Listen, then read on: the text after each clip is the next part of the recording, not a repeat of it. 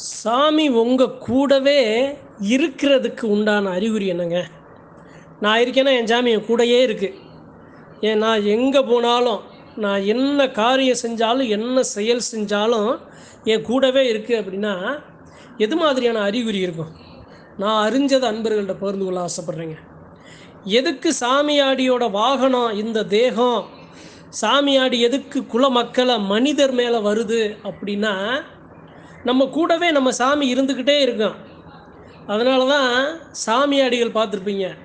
சாமியாடிகள் என்ன பண்ணுவாங்கன்னா, அவங்க எப்பயுமே ஒரு உள்ள கையில் ஒரு அணிகலன் வச்சுருப்பாங்க, காப்பு வச்சுருப்பாங்க. இல்லைன்னா அந்த தெய்வத்துக்காக ஏதாவது ஒன்று கூடவே நிரந்தரமாக ஒன்று வச்சுருப்பாங்க. சரி, அதெல்லாம் இருக்கட்டும். உங்கள் கூட உங்கள் மேலே வர்ற சாமி குலதெய்வம் உங்கள் கூடவே இருக்குது அப்படின்னா எது மாதிரியான அறிகுறிகள்?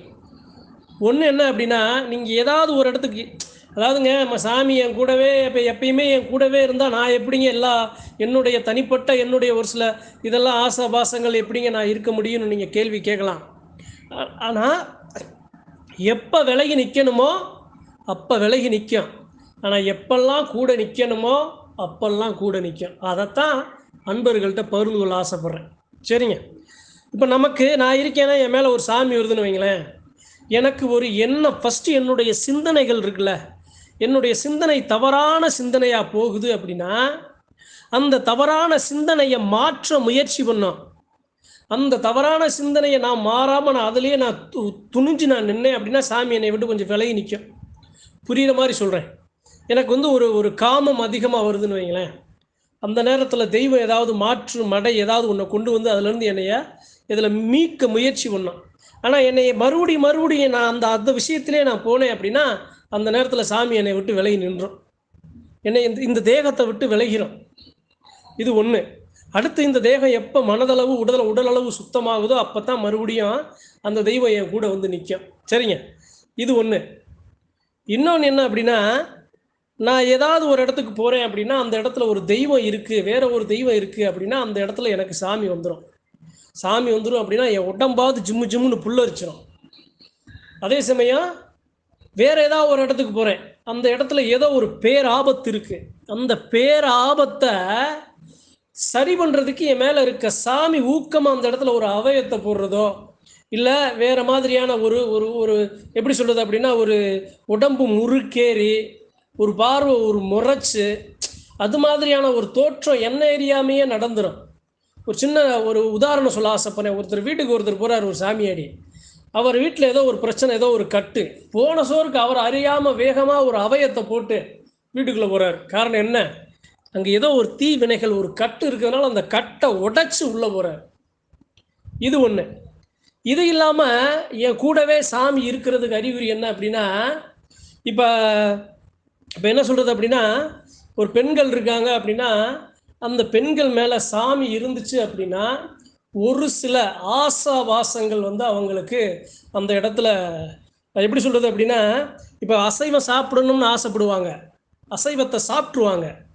ஆனால் அந்த சாமிக்கு அசைவம் ஏற்றுக்கலை, அசைவம் சாப்பிட்ற சாமின்னா தெரியாது, அசைவம் ஏற்றுக்கலை அப்படின்னா அவங்கள ஒரு மாதிரி பெரட்டி எடுத்துரும்.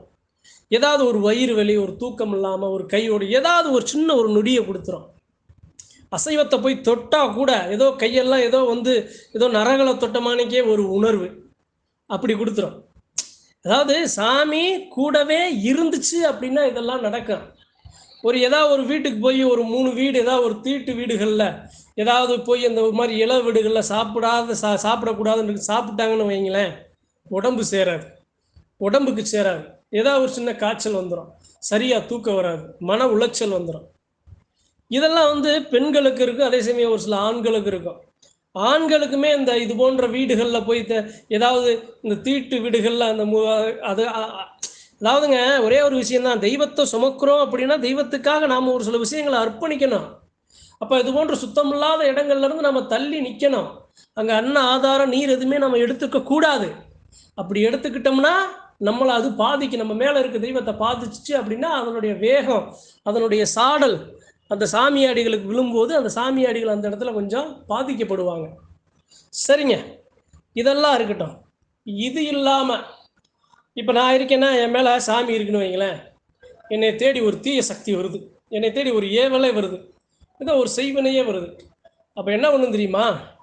அந்த ஏவல் அப்படி வர்றதுக்கு முன்னாடியே என் மேலே இருக்க தெய்வத்தை கட்டி என் தெய்வத்தை முடக்கி நின்று என்னைய தாக்குனாலும் என் மேலே இருக்கிற சாமி அதை உடைச்சு என்னைய ஒரு ஊக்கத்தை கொடுத்து, ஒரு தெம்பை கொடுத்து, ஒரு தைரியத்தை கொடுத்து அதிலிருந்து மீண்டு என்னைய காப்பாற்றி விட்டுரும். இப்போ ஒருத்தர் இருக்காரு, அவர் அவர் ஒரு ஏவல் அவரை தொடுது அப்படின்னா அவரால் கை கால் அசைக்க முடியலை, அவருடைய அவர் பேச முடியலை, வாய் திறக்க முடியலை அப்படின்னு இருந்துச்சு அப்படின்னா அவருடைய தெய்வம் அந்த இடத்துல பக்கத்தில் அது ஒரு இதில் பேச முடியாத நிலைமையில் இருந்தாலும் ஊக்கமாக எல்லாத்தையும் மேடேறி நமக்கு தைரியத்தையும் ஊக்கத்தையும் அந்த வாகனத்தை கொடுத்து அந்த ஏவலையை அடித்து உடைச்சு வந்த திசையை பார்த்து தெரிச்சு ஓட வச்சிடும். அது நம்ம மேலே இருக்கிற சாமி. அதாவதுங்க ஒரே ஒரு விஷயந்தான், இப்போ என் மேலே ஒரு சாமி இருக்குது அப்படின்னா என் மேலே இருக்க சாமியை நான் மெருகேற்றணும், நான் சக்தி கொடுக்கணும், அதுக்கு என் உடல் ஆரோக்கியமாக இருக்கணும், என்னுடைய மனம் ஆரோக்கியமாக இருக்கணும், நான் நல்ல விஷயங்களை நான் சிந்திக்கணும், தீய வழியில் போகக்கூடாது, கெட்டது யாருக்குன்னு நினைக்கக்கூடாது. அது மாதிரி நான் சரியான பாதையில் இது போன்று நான் இருந்தேன் அப்படின்னா என் தெய்வம் என் மேலே ஊக்கமாக நிற்கும். நான் எங்கே போனாலும் இது ஒரு பிரச்சனை, நீங்கள் போகாத ஒரு பிரச்சனை, இங்கே போகாதன்னு உங்களுக்கு தடங்களை கொடுக்கும், பல சவண தடைகளை கொடுக்கும், அசரீத வாக்குகளை கொடுக்கும். அதே சமயம் என்ன நடக்குது, என்ன நடந்துச்சு, என்ன நடக்க போகுதுங்கிறத படம் போட்டு காட்டும். அதுலேருந்து நீ எப்படி நீ பாதுகாக்கணும், அதுலேருந்து நீ எப்படி அந்த பிரச்சனையை நீ சரி பண்ணணும்னு எல்லா விஷயங்களையும் சொல்லி சொல்லி சொல்லி சொல்லி அழகாக கொடுக்கும். சரிங்க, இப்போ தலைப்புக்கு வருவோம். கூட இருக்கிறப்ப நான் சொன்ன அறிகுறிகள் எல்லாமே சொல்லிட்டேன். என் கூட சாமி இருக்குது அப்படின்னா நான் சொல்லிட்டேன். சரி, இது இல்லாமல் என்னுடைய தேகத்தில் என்னுடைய ரத்தமும் சதையுமாக எனக்குள்ள கலந்த தெய்வம் பலவீனப்பட்டுச்சு அப்படின்னா நானும் பலவீனப்படுவேன். எப்படி சொல்கிறது அப்படின்னா, என் தெய்வத்துக்கு தேவையானது எதுவுமே கொடுக்கல, என் தெய்வத்துக்கு தேவையான பூஜை புனஸ்காரம் எதுவுமே கொடுக்கல, என் தெய்வத்துக்கு தேவையானதை எதையுமே கொடுக்காம பல வருடங்களாக அந்த தெய்வத்தை பசியும் பட்டினியும் உணவு இல்லாமல் உடுத்த உடை இல்லாமல் இருப்பிடம் இல்லாமல் இருந்துச்சு அப்படின்னா அந்த சாடலானது எனக்குள்ள தெரியும். நானுமே அதை உணர்வேன், நானுமே அந்த கஷ்டத்தை நான் படுவேன், நானுமே சந்தோஷமாக இருக்க மாட்டேன். இதுவும் ஒரு சில அறிகுறிகள் தான். அதே மாதிரி நாம் ஊக்கமாக இருந்தால் சாமிக்கு ஊக்கமாக இருக்கும் ஆயிடுமாங்கன்னு அப்படி கிடையாது. தெய்வம் சாமி தான் நம்மளை தொடுதே தவிர நம்ம போய் சாமியை தொடலை. அப்போ இதெல்லாம் இது ஏன் சொல்கிறேன் அப்படின்னா, சாமியாடிகள் ஒரு சில நேரங்கள் அசந்து நிற்பாங்க. அதாவதுங்க, ஒரு செயல் செய்யும் அதிகாரம் ஒரு தெய்வத்தை சுமக்கிற சாமியாடிக்கு கொடுக்குது அப்படின்னா அந்த செயலை செய்யும் அந்த தெம்பையும் திராணியையும் தைரியத்தையும் உற்சாகத்தையும் வேகத்தையும் தன்னம்பிக்கையையும் அந்த சாமி கொடுத்துரும். அந்த இதை கொடுக்காம வேற எந்த ஒரு செயலையும் அதிகாரத்தையும் கொடுக்காது. ஏன்னா உன்ட்ட இந்த செயலை கொடுக்குறேன், நீ இதை செஞ்சு முடிப்ப, உன் கூட நான் நிற்கிறேன், உனக்கு இதெல்லாம் இருக்கு, அதனால இதை உன்னால் செஞ்சு கொடுக்க முடியுங்கிற அந்த தகுதியான ஆட்கள்கிட்ட மட்டும்தான் அந்த செயலை கொடுக்கும், அந்த அதிகாரத்தை கொடுக்கும். அவங்கள தொடும், அவங்க மேலே சாமி வரும்.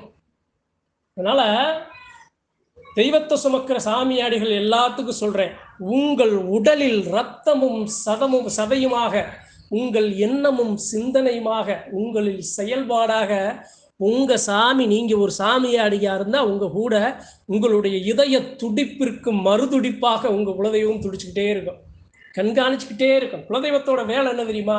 குலமக்கள் எல்லாத்தையும் கண்காணிச்சு எல்லாத்துக்கும் முடிஞ்சளவு நல்ல நேரங்களை கொடுத்து காத்து நிற்கிற ஆகச்சிறந்த முழுமையான பொறுப்பு தான் குலதெய்வத்துக்கு பொறுப்பு. அதனால நான் அறிஞ்ச குலமக்கள், தெய்வத்தை சுமக்கிற குலமக்களுக்கு கூடயே இருக்கிற என்னென்ன அறிகுறிகள் இதெல்லாம் எப்படி இருக்கும் அப்படிங்கிற ஒரு உற்சாக பதிவாக இன்றைய பதிவு. நன்றி, வணக்கம். மற்றும் ஒரு பதிவில் சந்திப்போம்.